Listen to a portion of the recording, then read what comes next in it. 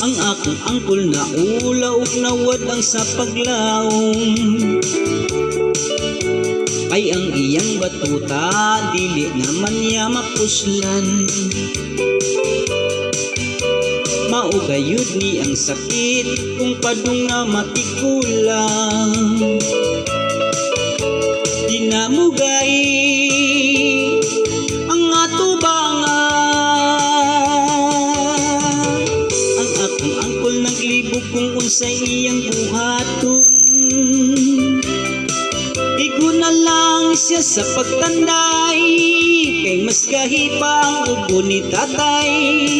Silang duha magsigig away, wa na'y kalipay. Di na mugahi igura sa pagpangihi. Ang akong tiya nabuol si hunahuna. Kaya kung angkol di naman makabugha, si tiya gamahay, sige rag pangaway.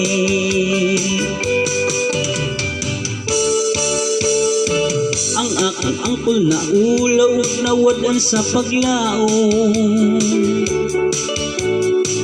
Kay iyang batuta dili naman niya mapuslan. Magyud ni ang sakit kung padung na matigulang. Dinamugahi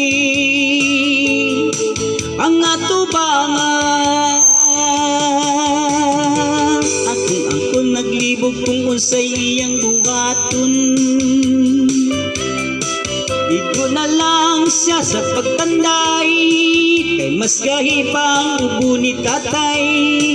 Silang duha magsigig away, wa na'y kalipay.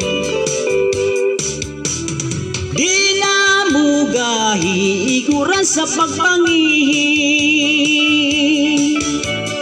Ang akong tiya nabuol si hunahuna. Angkol di naman makabugha, si tiya gamahay, sige rag pangaway. Di na mugahi igura sa pagpangihi. Ang akong tiya nabuol si hunahuna. Angkol di naman makabugha, si tiya gamahay, sige rag pangaway. Si tiya gamahay, sige rag